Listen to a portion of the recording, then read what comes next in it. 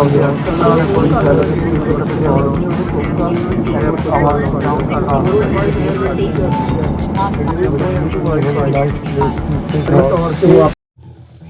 this is Hans the Ramenator coming at you with another episode of Instant Noodle Recipe Time. This is the show where I show you what to do with your instant noodles. And today I've got one from, okay, the company is called Sesaole, right there. And this is their Sesanood, and the variety is Sesariginal. So, there you go. It's a, what would you call it? A Sesa extravaganza of Sesa. But this is a sesame paste noodle, and it is made in Taiwan, obviously for the US market. Check that out. I'm pretty sure these are sun-dried. They're either sun-dried or they're air-dried industrially. I don't know. But I've seen how they do that in action. I've been to Taiwan, and I've seen how they do it sun-drying. What they'll do is they'll lay the noodles out on these little bamboo mats, and then put another mat on top, and then you flip it over, bam! And they just have like rows and rows and rows and rows of them.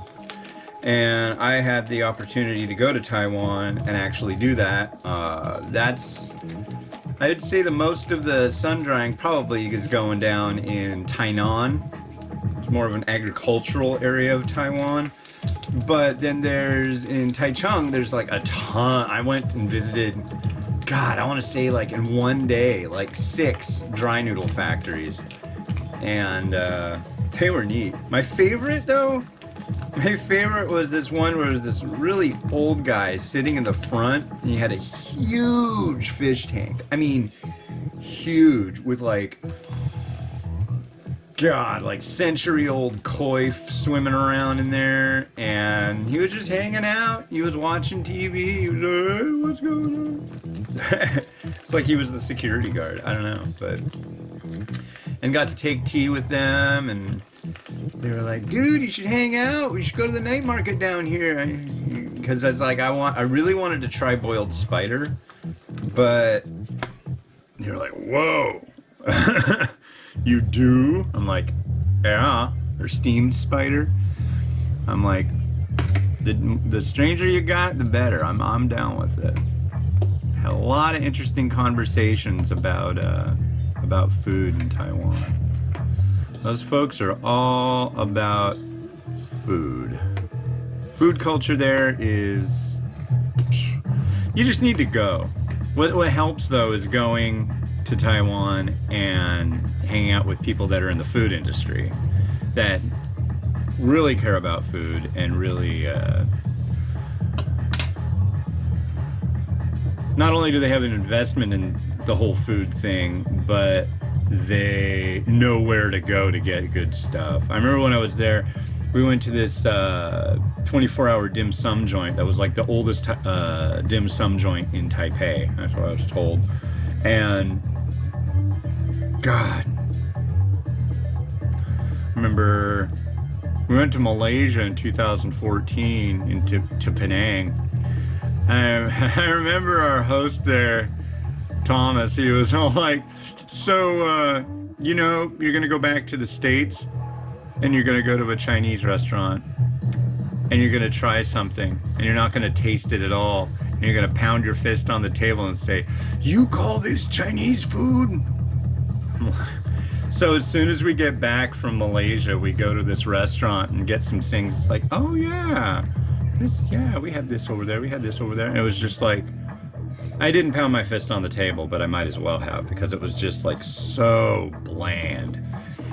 That's something that people don't get, is when you have the food over there, it's so bright and the flavors are so strong, but not in, I mean, sometimes they're in your face way that's just like, whoa, this is overwhelming.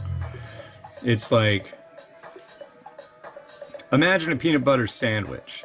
Imagine a peanut butter sandwich on acid. You know, it's way more of a different experience. The one thing that really got me was the fruit. not only that, their use of different, I mean, obviously it's a different climate. They use all sorts of different fruits and vegetables in the cooking that is local over there. That for here, like take water spinach for example. I needed to get water spinach to do a prawn noodle from Singapore once, and it was like I found it wilted, gross, nasty. Over there looked just fine. You know, so it's tricky if you want to make food as in Asia, in the United States. It's hard to source a lot of the stuff to do it, but some people are good at it. We used to go to a restaurant called Perche No.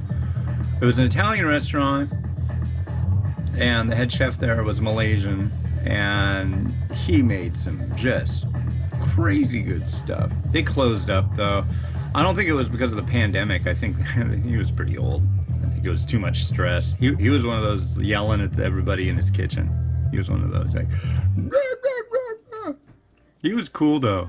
I remember the first time we went there, he brought out, see, look, he had like this big bucket of, what do you call them? Oh, the mushrooms, truffles, white truffles. It's like, look, this cost me like $800 for all these white truffles. I was like, holy crap. But he made some stuff that we got to have that had white truffle in it, and it was like, okay, that's like tastes like an old book that was in your attic for like the last 10 years. Which is a neat flavor, I gotta say. Old book is pretty good. There it is. But yeah, I miss going to Asia. Now we got this whole, I have no idea, you're in March. You're like, it's after my birthday. Yesterday I did 3 episodes, and the first one of those, I think, no, the second one was the episode that came out on my birthday. Like, holy crap. Birthday. Yeah, what am I doing for my birthday? God. I'm sure something will happen for my birthday. Here's our sesame paste sauce.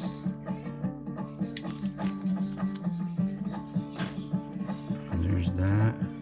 Cool, I'm getting ahead of myself here. That's nice. It's only 8. I want to get everything all done. Wow, that's a lot of sesame paste. It's good. You know what? This is really good cold too. Sesame paste noodle. I remember having that roadside in Taipei. Everything's roadside. What are you talking about?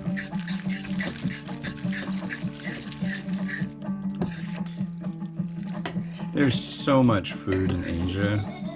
So many things to try. And everybody wants you to try them. Everything has like a backstory. That's the neat part too. A lot of backstories for things. All right.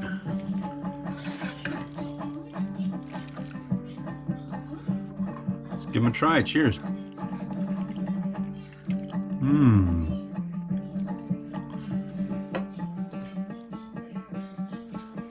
So as you see, these are very thick. Oh. Very thick noodle. Notice they have a little bit of a scalloped edge, and the center is slightly, maybe not on these. Sometimes you'll have a center vein that's like a little thicker, so you get a double texture to it.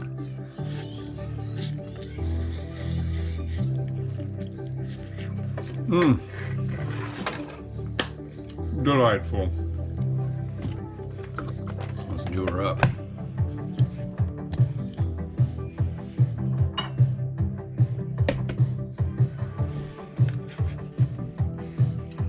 You see?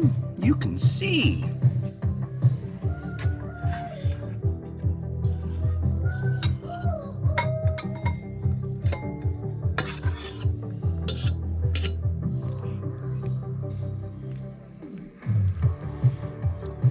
I'm gonna start running into a problem doing these episodes early.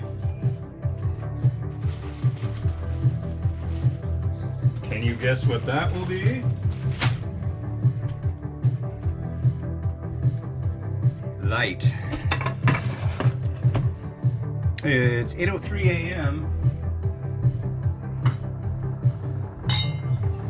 And it's late. God, it's windy out there and nasty. I don't know if I'm gonna be able to get out walking today. I'll have to do it indoors.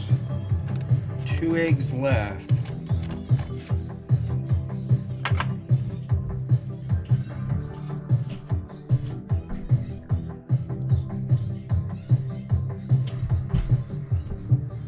I think we have new upstairs neighbors, or they're doing maintenance up there before we have new upstairs neighbors. I'm unsure, but it's getting noisy.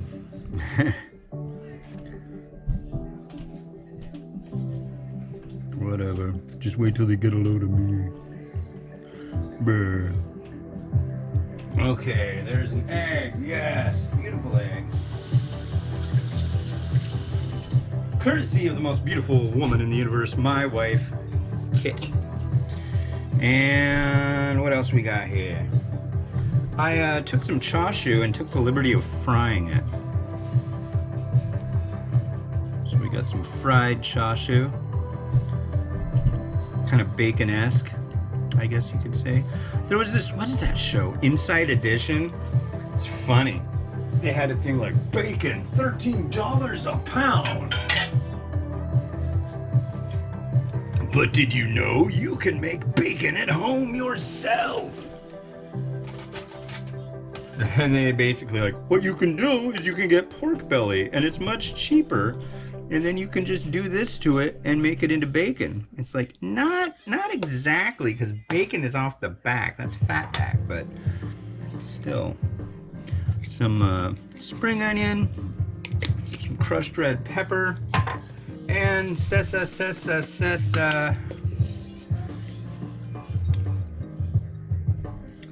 seeds. And it's right there. I'll do both. I'm gonna go crazy. A little bit for the black ones too. And that's good. We're good. We're good. Man, I want to eat this.